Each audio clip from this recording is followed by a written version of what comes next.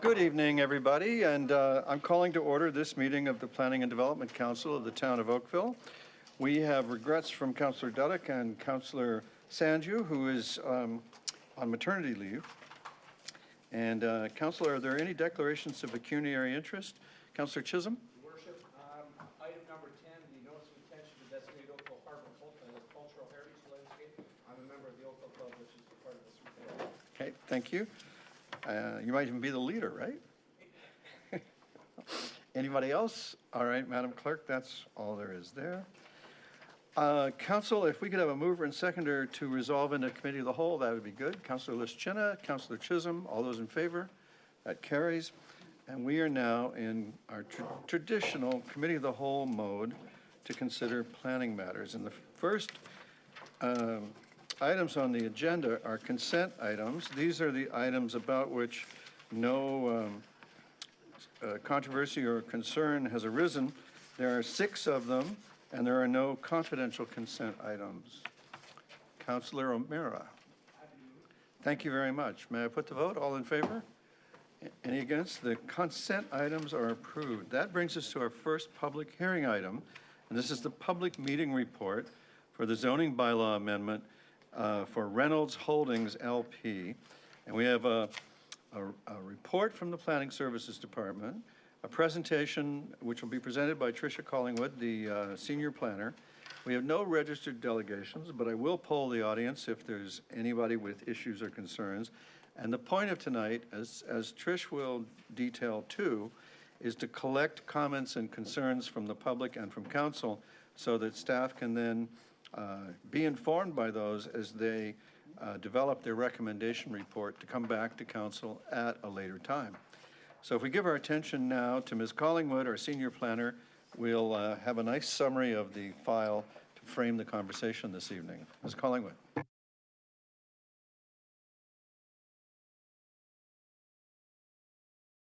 The purpose of this report, as was just said, is to present the zoning bylaw submitted by JRB Developments for 109 Reynolds Street in conjunction with the required statutory public meeting. As noted by my report, there are no decisions to be made tonight, and the staff report's to be received by council.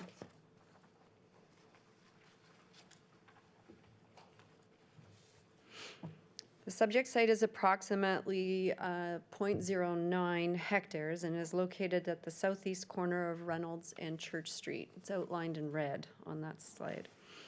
The property has frontage of approximately 29 meters on Church Street and 32 meters on Reynolds Street. The property was previously the site of the Ward Funeral Home. The building was demolished in 2018 and the site is currently vacant and secured with construction hoarding. The surrounding land uses to the site include 2- and 3-story commercial buildings, retail buildings to the north. Right to the east on the boundary line is a town-owned easement laneway that provides vehicular access to the buildings along Church for the parking back there. And then there's the 2-story commercial retail buildings along Church. 1- and 2-story commercial retail buildings are to the south, and there is the 3-story town-owned car garage to the west. Oh, so I just wanted to go through, there is a little confusion over the height. I wanted to go through why that is and where it came from. Through Official Plan Amendment 20, the building height was changed. So as you can see here, all of downtown was designated Central Business District. And the site is in yellow. So it was Central Business District at that time, and with a maximum height of 4 stories. With OPA 20, they brought in the Main Street designation, and the height for the Main Street 2 designation is 4 to 6 stories. So the height increased in the livable Oakville up to 6 stories. In addition to that, bonusing was included in OPA 20, and that allows them an increase of 2 stories in exchange for public benefits, and that site is included in those eligible lands. Therefore, they have applied to include bonusing in their zoning, and go up to 8 stories.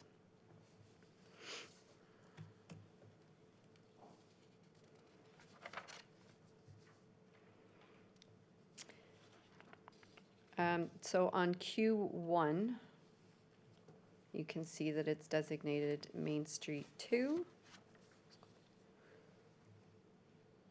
In the zoning, it's designated CBD still, which has a maximum height limit of 15 meters, which is considered 4 stories. So the zoning has not caught up to livable Oakville with regards to the Main Street height limits, as well as including, you have to go through the rezoning process to include the bonusing provisions. This is the proposed site plan. The green arrow is for the residence entrance. The yellow is the vehicular entrance. The CBD zoning designation includes pretty much the same range of uses as the Main Street 2. However, it is more consistent to amend the zoning designation in conformity or in consistency with the livable Oakville plan.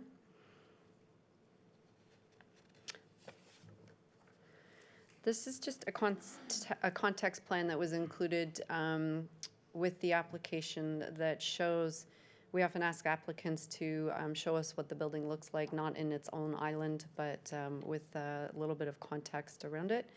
And the applicant provided to show all views with a simple massing plan.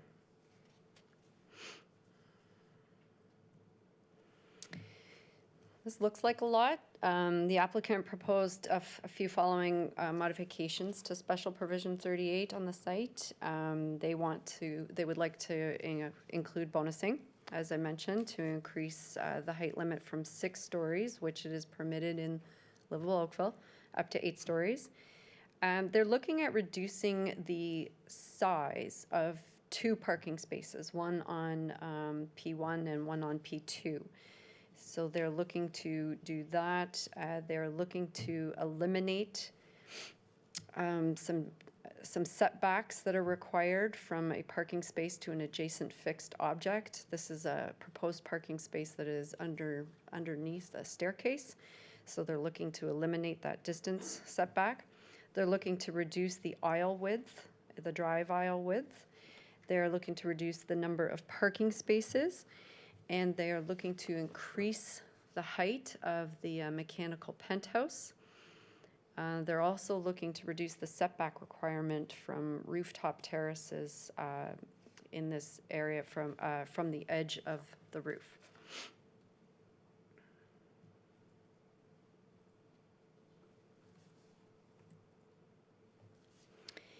The following list reflects issues and matters that have been identified to date for further review and consideration. Not all circulation comments have been received yet, but we will include those in the recommendation report.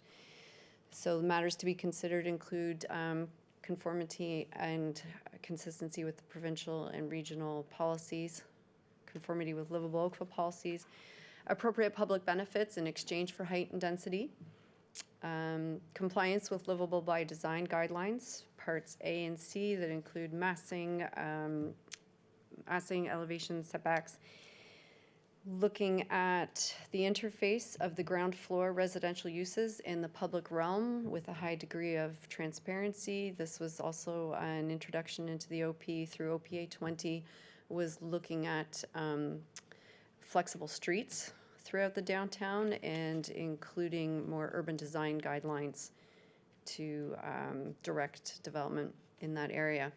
Looking at the justification for the proposed modifications to the parent zoning bylaw, assessing the parking standards for residential and visitor parking that are proposed, alignment with the climate emergency declared by council, and Bill 108 implications on the ability to utilize bonusing provisions that were intended through livable Oakville. So should Bill 108 come into effect and we no longer have the authority to bonus, the applicant has a couple options. He can remove the request completely for the increased height and just go forward with the 6 stories that's permitted in the OPA. He would have to still rezone to go from 4 to 6 stories, but he'd be in compliance with the Livable Oakville. And or he could submit an official plan amendment that would increase the site-specific height on 109 Randalls to 8 stories.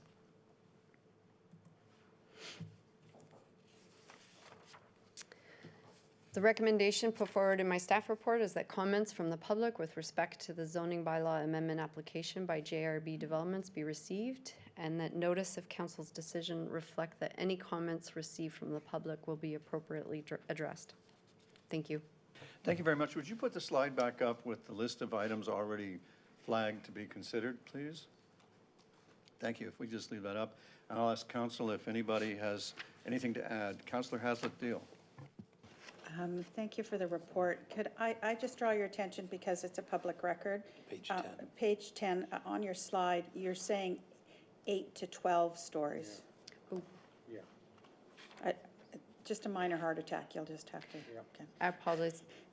I think I updated that after this went live. It's okay, we all have that. It's just, for the record, it is, they're asking for 8. Yes. Okay. Thank you. Okay.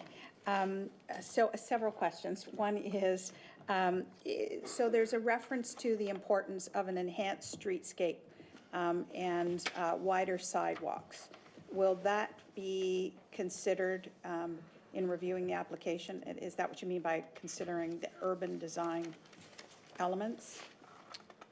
Through you, Mr. Mayor, yes, we are taking a look at how all of the policies and the urban design guidelines play out for this site through the review of the submission. So we are taking into consideration what the enhanced streetscape could and we do want it to look like going forward, and having those considerations go back to the applicant to include. But the wider sidewalks is a component of that. We will be looking at that, yes. Okay. My next question is in regards to height. So you mentioned 4 stories at 15 meters. The request is for 8 stories. So 30 meters, is that the absolute maximum that would be allowed in terms of the height? We have, I haven't done a comparison of 8-story height limits in the area with regards to metric to the height in meters. However, I do know on different other projects, we've looked at anywhere between 29 and 32 meters for an 8-story building. Okay. So because as you saw in some of the feedback that's been given, one of the concerns is what is a story and what is the maximum height? And at what point do we say, that's it, that's the height? So I trust you're going to report back on what the height will be, for example, the building at the end of Allen, what the height might be at Randall, just for fair comparison, because it's an important development along that street in that area. I wondered about EV stations and whether or not there'll be any discussion about being either EV ready or having EV stations. I noticed that he's talked about, the applicant has some small car spaces, but given we have, a pressing need to continue to encourage that, will that be part of the conversation with the developer? Through you, Mr. Mayor. There has been a couple developments in the past couple years where we've looked at including that in the zoning bylaw with discussion with the applicant and whether or not it was appropriate. I know there's quite a few costs as well as concerns of the viability and technology changing. So yes, we will be in discussions with the applicant regarding that and whether or not to include it in the bylaw itself. Okay. And my last question for now is, can you define what you mean by a high degree of transparency? What does that mean in layman's terms? So through you, Mr. Mayor, I'm not really I'm not an urban designer, and I believe when we do talk about that, it's that the lobby is, the entrance to the building is pedestrian oriented. It's, it addresses the street in a way where you don't just walk by it and you've missed it. We talk about glazing, as well, glazing along the building and making sure we don't have any blank walls. We also talk about making sure there isn't any dead space on the first floor where there isn't either activity or, it's just sort of like that the dark space that isn't used that much, sort of leftover space, and ensuring that there's a lot of eyes on the sidewalk, eyes within the building, and looking at those issues. Okay, on behalf of the public, thanks for explaining that.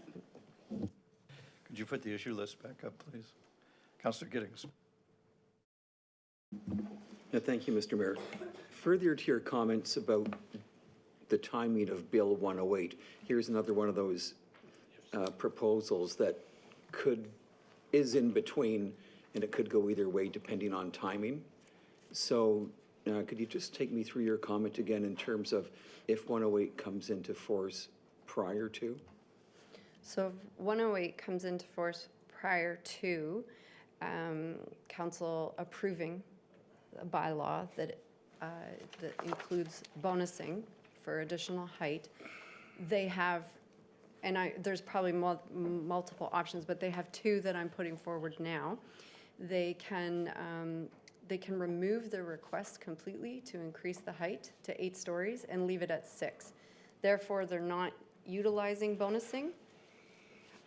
However, still going through the rezoning process to catch the zoning bylaw up to livable Oakville at the 6 stories, because livable Oakville permits that, whereas the zoning bylaw doesn't right now. And the other option would be to recognize that they aren't bonusing and submit an official plan amendment application to go along with the zoning bylaw amendment application that requests to increase the height limit on that site, so a site-specific through the official plan. Appreciate the additional details. In terms of bonusing, when do those discussions take place? The bonusing discussion will take place after I receive, at least, through you, Mr. Mayor, after at least I receive all the comments for the circulation. We need to have a comprehensive review of whether or not the proposal works and can function, is viable, before we look at introducing additional height.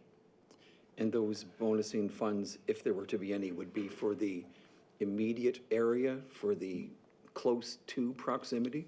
Through you, Mr. Mayor, when bonusing funds are received through the town for a site, they stay within that area to be used.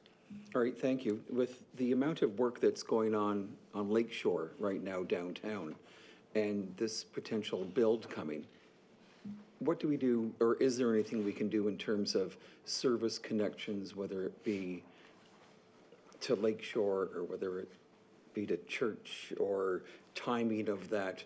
The last thing you want to do is tear things up twice. Through you, Mr. Mayor, one thing we would be doing is working with the Development Engineering Department and coordinating this construction management plan along with the Engineering Department's ongoing activity in the area, and looking at an appropriate schedule with the applicant. All right, and there are a number of buildings in the area with various heights. They were built at different times on Allen and on Lakeshore. You had the map up, I don't need to see it again, but you had the map up showing the properties with the zoning that's in place. When this comes back to council, would it be possible to see the absolute heights on those properties just for comparators? Yes, through you, Mr. Mayor. So I had included, I do have a couple slides from Street View here, and that definitely can be incorporated as a slide that shows the heights as well as the streetscaping, the context. Great, thank you very much. Councillor Elgar. Thank you. Thanks for the presentation. I just wondering, what is the density per site hectare with regard to this application? Let me see if I have that. I'm drawing a blank. 21 units on 0.09. Someone do the math. Through you, Mr. Mayor, I'm going to have to get back to you on that. It's not Okay. coming to me, top of my head, in my site stats that I have here, unless the applicant's consultant knows. My site stats do not list the density, so I don't have it at the top of my head. Okay. Another question, small car, what is the definition of a small car? Because I'm just wondering, would the people have to own a small car if they bought here, if they wanted to park? Or? Through you, Mr. Mayor, I'm not sure what the absolute dimensions of a small car are. However, we're in working with the zoning reviewer on this application, we can look at precedences and best practices at what type of parking space best fits. Then it is signed and probably sold with that in mind, to the purchaser of that condo unit. Yeah, because it looks like they're taking, the parking spaces are supposed to be around 5.7 meters. It looks like they're squeezing them down to 5.16. And they are squeezing them down they're asking for consideration doing that just for a couple of the spaces. So those spaces would need to be signed. Is that just for two spaces? Yeah, one on parking level 1 and one on level 2. Okay. And then now that we're through with the cars, but I noticed they're even squeezing a bicycle space down from 21 to 16. Like, I'm just thinking, bicycles don't take that much room. Maybe take another look at that if you wouldn't mind too, to see whether you couldn't give at least one per unit. Through you, Mr. Mayor, we will. Okay, I appreciate that. Now, and the elimination requirement of a 0.3 meter, like a foot, I noticed also they're talking about squeezing it down. Is that only for 2 parking spots also? Through you, Mr. Mayor, it is for 1 parking space. One if I only, eh? remember. I'm just looking really quick. Well, it says it applies to 2 residential parking spaces. So- Yes, sorry. Okay, sorry, yes. I thought this was the one. It's 2 parking spaces because of the stairwell. Okay, okay. Very good. I appreciate that. Thank you. So we added an issue, which is the number of, the provision for bikes. We now have Councillor Chisholm and then Councillor O'Meara, and then we'll get Councillor Adams. Thank you, Worship. Through you, Bicycle space. the HVAC at the top, the increase in height, is that included in the overall height of the structure of the building? Through you, Mr. Mayor, no, that will not be included in the overall height. Wow. And looking at, and I know it's just a rendering, what I saw of the building, that HVAC or whatever at the top, the mechanical, is that what we're looking at for that, with respect to the height? Through you, Mr. Mayor, yes. Ooh, that's 4 meters, so it's so another 12 to 13 feet, would that be correct? Yes. Can we just look at that as an issue with respect to height? It's on the issue. Well, I want to make it, confirm it. On again, there we go. Hold tight. Thank you. Councillor O'Meara, would you like to add an issue to the list? Well, I'd like to ask a question. I'm sure it might buttress up to an issue. The penthouses, are those on the 8th floor then? And how many units or how many penthouse units would there be? Through you, Mr. Mayor. So there is the mechanical penthouse, which is above the height limit. There is also 1 penthouse unit on the 8th floor, which this is the reason why they're looking for the elimination of the setback requirement for a rooftop terrace, because the penthouse has a balcony essentially, which, because it's on the roof, on the top floor, it's considered a terrace, and therefore extra zoning regs are kicking in. So because they're treating it as a balcony, they'd like it to be regulated like a balcony. So they're asking for the reduction in the setback. Okay, so let me try to get at my question another way. How many units per floor are we looking at? Oh, 7, 20, there's about 3 units per floor, approximately, except for if you take off the 8th. Yes, 3 units per floor plus the 1. On top? Okay, so where does that fall within what we're trying to achieve in terms of a growth area in downtown Oakville? Units per floor or densities? Sure. Yeah, I would imagine it's density. I mean, when Yes. I did read in the note, one of the items is to look at, does this fit the density in these things? But like, what are our current guidelines in terms of density per, and I know we asked already per, Councilor Lugger asked, but do we know what we're supposed to, what we're trying to be achieving there? Through you, Mr. Mayor, with regards to densities in our growth areas, we really only go by height. And we anticipate achieving our densities through height limits, and we control it even further with parking regulations. However, we do not apply a specific density to growth areas with regards to Main Street mixed uses. I mean, I know this is a single use, which is permitted. However, we don't apply the units per site hectare like we do in a straight residential zone. So theoretically, if 2 individuals wanted to get together and each split 4 stories of a building, that could be a 2-unit building that they would be proposing then, and we would have no say about the density that we're looking for in this development then? Through you, Mr. Mayor, I think I'm going to need some help on that one. That one's going a little bit further. Through you, Mr. Mayor, I'd suggest theoretically that would be possible. Whether or not the market would drive that is a different question. And I think in addition, we do have the ability to regulate sizes of units. So there is that possibility if we're getting something that's completely outrageous, that would allow us to still regulate it if we saw that as a requirement that we would want to do. And I guess where I'm going with this is we've designated 6 areas as our growth nodes, and we're trying to allow heights in order to achieve those densities. And if we're not matching any metrics to what densities we're trying to achieve other than, well, if it's tall, it must have density, we may be looking at a situation here where, no, that might not be it. And I'm wondering how we're going to sort of stick handle that one moving forward. Through you, Mr. Mayor, one thing we have been doing in several zoning bylaws, all zoning bylaws that I've been working on, is when we're formatting the bylaw and putting in the regulations, we stipulate a minimum number of units so that they couldn't go back and retrofit or change the plan and do what it is you're talking about. Okay, thank you, Your Worship. There's an opportunity for you there to get the number you want if we pass a zoning bylaw. Councillor Adams, you're next. Thank you very much. I have a couple of questions for you. Do staff have any updates on the community benefit charge and where that stands, when that might show up? Any discussion from the province? Any rumors?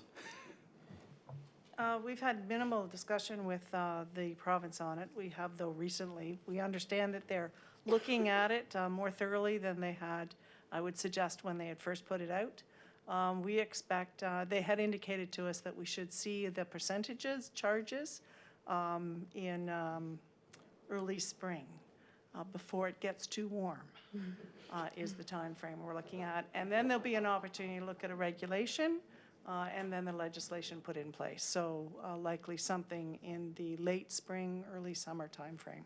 So maybe June, but we don't know, is sort of what you're saying. Okay. And then on this application and on all the other applications that are coming forward, could staff provide the date when the application can be appealed? So we've got a date in here. Can you give us the date upon which they could appeal if they wish to? Through you, Mr. Mayor, yes, we can include that. Trying to think, this application came in end of November, beginning of December, so 3 months from that. Are we still in 3 months from that? Getting close So we're to beginning of March. We're a couple of weeks away from Yep. their appeal date, Yes, right? we are. Could and it's not specific to this application only, because I've asked the same question previously, could staff begin to put the appeal dates on reports that are coming forward? When would this report likely to come back to us? Through you, Mr. Mayor, I would like to consider April. Thank you. And then there were some questions about the bonusing funding and the provisions that would happen there. Is there a particular array of things that could happen wherein we might approve the bonusing provisions of the height and either receive the funding and have it clawed back, or never get the funding at all after having already given approval for the height? Through you, Mr. Mayor, you're referring to should everything come into place and be approved and then Bill 108 sneak in? Is there a chance that's taken back? Yeah, so within the regulations, is there a transitional issue where we might have funding clawed back? Without having, through you, Mr. Mayor, without having seen the regulation, I can't answer that definitively. We do know that they're looking at the transition time, so we have some time to apply the Section 37. But the original legislation that we had seen, where you had proceeded through a route of the old regime, you would continue through that. So we're anticipating that's the way that it will be applied in the future, but we don't know until we actually see the regulation. So we don't know for sure is the answer. And so we could allow the bonusing height, the extra height to happen. Under those provisions, under the current provisions, when would we actually get a check? Is it upon approval, or is it upon them coming forward with a building permit application? When do you actually get the money? So they sign an agreement, and it would be collected at building permit stage.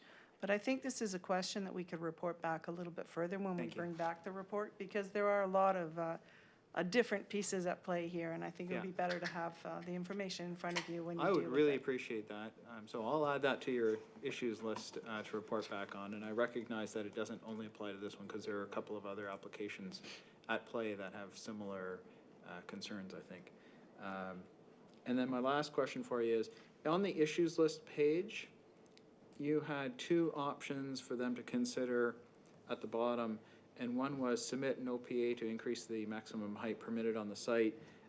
How would such an application be considered by the town? It would be an OPA application, and what are the chances of that being successful? How would it work? Because it would be new to us, right? Through you, Mr. Mayor, so similar to applications that are filed when the OPA and the zoning are filed together. This one could be filed at this point. Notice would go out again, notifying that the application has been changed. An official plan amendment has come in, and it's looking to introduce a site-specific into livable Oakville.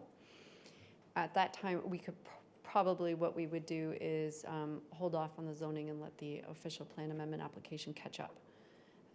So bring it forward to council, and then at that point, once everything's caught up, we would be able to bring both forward at the same time for recommendation. And would they be arguing that they should be able to have 8 stories because the bonusing might have allowed it previously? Is that kind of the argument they would be putting forward? Through you, Mr. Mayor, I think that they could answer that. I don't see why they wouldn't argue it. Okay, thank you very much. Alrighty then. I have a question for the commission, for the acting CAO. Do we calculate bonusing on the basis of some formula? Or do we just pull a number out of the air? No, we have a policy, actually, this council's approved in terms of how we calculate bonusing. Would you be good enough to walk through that for everybody and then give us an estimate of the amount in question here? Because I think everybody's understanding of bonusing would be improved if they knew how much or how little this amounts to. So I am actually going to suggest that Gabe Charles could help me with this walking through of the bonusing policies.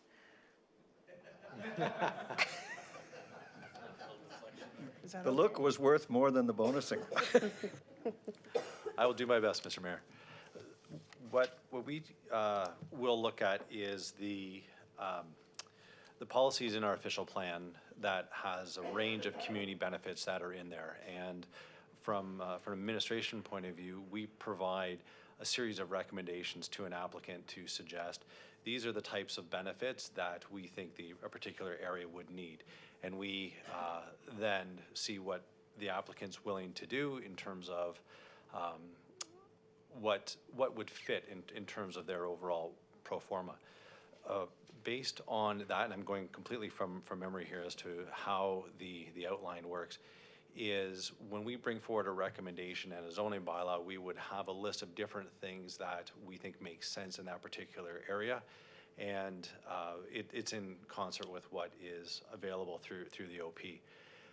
That is an option that the applicant can use. It's not a compulsory thing. It's not as if they have to go for bonusing. We just build it into the bylaw. So we establish a maximum height and then a maximum height if there are these other community benefits.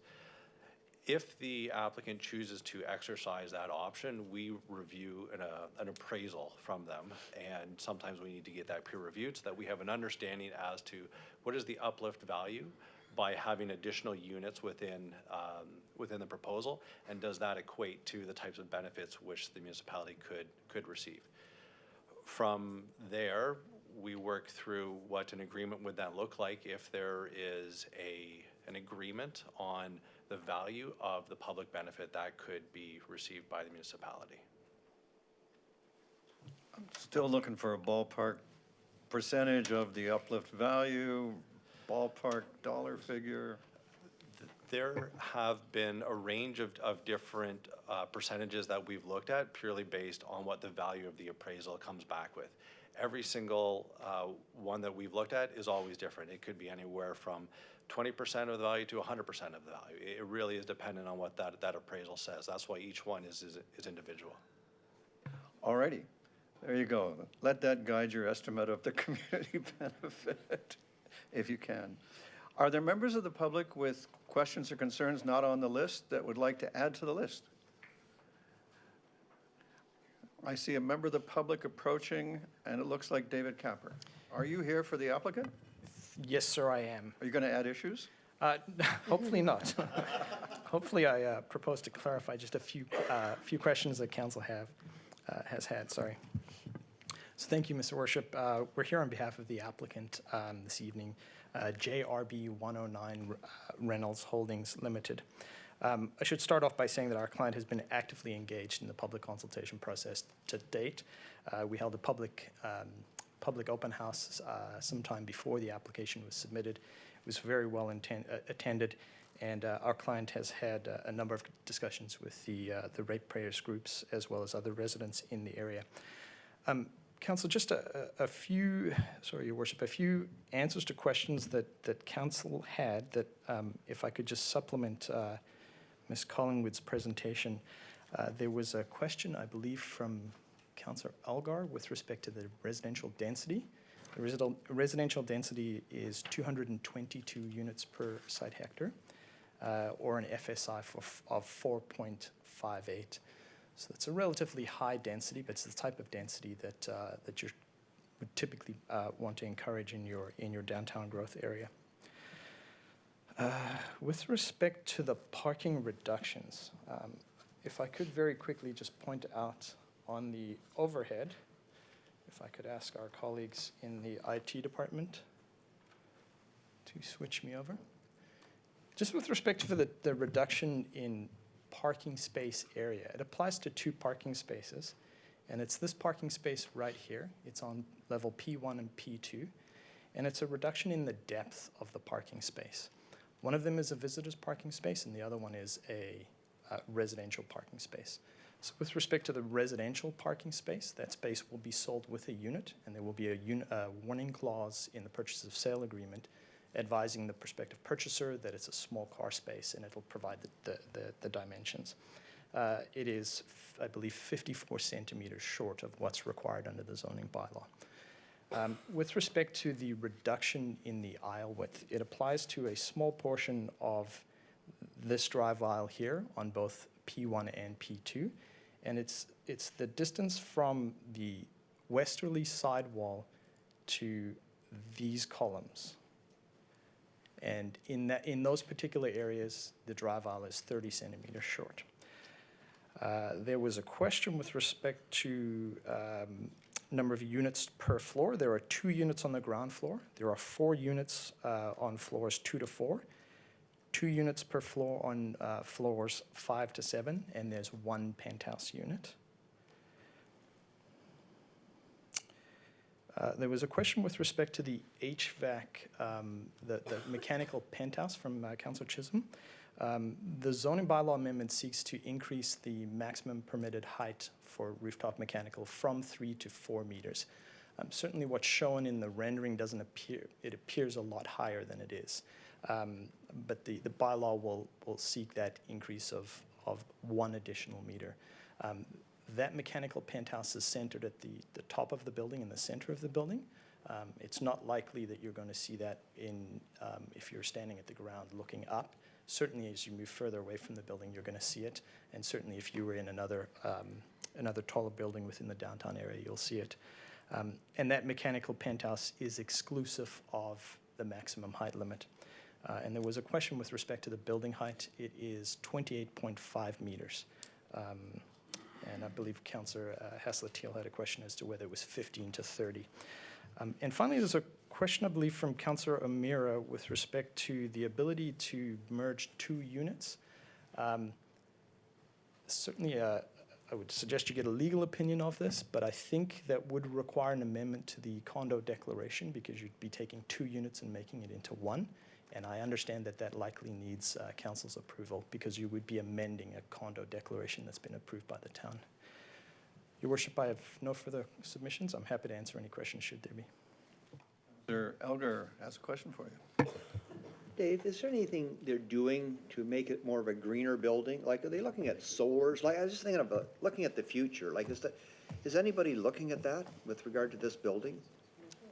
Through you, Your Worship, it's not been part of the discussion as of yet. Certainly, density in the downtown area obviously has some environmental benefit to it. It's in an area where there's close proximity to public transit, active transportation systems. So those are all good things from an environmental perspective. But from a building technology standpoint, I don't believe we're at the point in the process where we can start considering those components of a building. I think that as we move through the site plan process, that's certainly something that could be considered. So you're saying that could be considered going forward? I think certainly, Your Worship, it's something that I can bring up with our client, and we can have a discussion with that for sure. I'd appreciate that, because somewhere we got to get things moving that way. And yeah, anything you could do to help get the companies moving that way to be good that are building it. Thank you. Thank you, Councillor. So I'll give you 2 questions. How about asking them to consider making it LEED compliant? And number 2, what's your sense of the ballpark value of the community benefit on this project? I was fearful that you would ask me that question. To be honest, Your Worship, I have no idea. I'm a lowly land use planner, and I don't get into the real estate side of things, so I'll have to apologize in that regard. Thank you. I just wanted to get staff off the hook by putting you on the spot too. Thank you. Thank you very much. I'll call one more time. Is there any member of the public with an issue to add to the list or a question to ask? All right, I'll confine it to table, and I'll look for a motion to receive the information. And did you add a list? You have a little list, Gabe, of what you're adding to this? Thank you, Mr. Mayor. There's a couple that we added, and maybe it's in the list, but we did note urban design matters, including an enhanced streetscape, considering how to integrate electrical vehicle charging into the development, look at a comparison of some of the nearby building heights, so we have an idea as to how this one will fit. Look at the automobile parking space dimensions as well as the total number of bike parking spaces. The overall height specifically with respect to adding on the mechanical penthouse. Talking about considerations for community benefits for the bonusing. And I added the LEED certification just at the end, just to make sure that we captured how we discuss that with the applicant. Thank you very much. Counselor Giddings, you're moving it or adding? I'd be happy to move it after, I didn't hear the construction downtown portion in terms of connectivity and servicing. I thought it was there. With that, I'd be happy to move it. Thank you, Counselor Giddings. May I put the vote? All in favor? Opposed, if any? And that information is received. That brings us to the discussion items. Item number 8, the notice of intention to designate 2477 Fourth Line. You have a detailed report. Are you prepared to make a decision? Counselor Elgar, are you moving it? I would be pleased to move it, as long as Councilor Alder. Okay. Counselor Adams. I don't have a question. I just wanted to thank our staff for what I thought was a really entertaining historical account of the area. One of the best heritage reports I think I've read. Oh. Wow. All right. You'll float out tonight. May I put the vote? All in favor? Opposed, if any, and that is carried. So now we have the notice of intention to designate St. Jude Cemetery at 258 Lakeshore Road West. I will repeat my previous remark. Are you ready to make a decision? You have to put a hand up to do that. Counselor Chisholm? Thank you. Any, may I put the vote? All in favor? And that is carried too. Thank you, everybody. The next item, number 10, is the notice of intention to designate the Oakville Harbour Cultural Heritage Landscape. This is the matter Councillor Chisholm has stood back from because of a conflict. And same remarks from me. Are we ready to make a decision? Councillor Hazlitt-Deal. I just have a clarifying and maybe a confirming question. So when it talks about the Harbour's master plan, I just want to confirm who within the Harbour's master plan sort of stakeholder group was consulted about this? Through you, Mr. Mayor. Our consultation regarding the Harbour's master plan has largely been through staff, through the director, Chris Mark, and Rakesh Mistry. But I would note that the stakeholders for the Cultural Heritage Landscape Project itself have actually borrowed a lot of those contacts. So I would say that I feel very confident that we've covered off, I think, pretty much everyone within the Oakville Harbour area, from the yacht squadron and the Oakville Club, tenants and property owners, to other users of the area such as the Canoe Club, Oakville Green. It's actually a very extensive list. Thanks very much for confirming that. Okay, I have an indication from Councillor Longo to move it. Is that okay with Ward 3? All those in favor? Opposed, if any, and that is carried. Congratulations, everybody. Now we move to item number 11. This is the notice of intention to designate the Bronte Harbour and Bluffs Cultural Heritage Landscape. Same remarks from me. Councillor O'Meara? Thank you. Happy to move it, Your Worship, and I thank staff for the work on this. It was very well done. May I put the vote? All in favor? Opposed, if any, and that too is approved. Council, this is a very important moment because we've followed through on the promise in livable Oakville that we adopted so many years ago to see to the protection of our cultural heritage landscapes. And with these decisions, we have, I think, really moved through the list. So congratulations to all of us. And the next item is the advisory committee minutes, the Heritage Oakville Advisory Committee minutes. All we need is a motion to receive their minutes. Councillor Giddings, may I put the vote? All in favor? And the minutes are received. I now just need to beg one of you to move that we rise and report to council. Councillor Palmer, thank you. All in favor? That carries. I rise and report the Committee of the Whole has met and made recommendations on consent items 1, 2, 3, 4, 5, and 6, public hearing item 7, discussion items 8, 9, 10, and 11, and advisory committee minutes item 12, as noted by the clerk. Is there a mover and seconder for the report? Councillor Elgar and Councillor Knoll. All those in favor? That's carried. The report is adopted. Council, are there any matters of new business, emergency, congratulatory, or condolence that anyone would like to bring forward at this time? I'll just say on behalf of all of us that the town and we lost a good friend in Ken Navarre, who died unexpectedly, and to me anyway, and was a good friend to me and to the town and to many of us. And so our condolences to all concerned. Could we perhaps have a mover and seconder for consideration and reading of the bylaws? Councilor Lischina and Councilor Grant, all those in favor? The bylaws are adopted. Thank you very much for your time and attention and your contributions. It's been terrific working with you, and we are adjourned.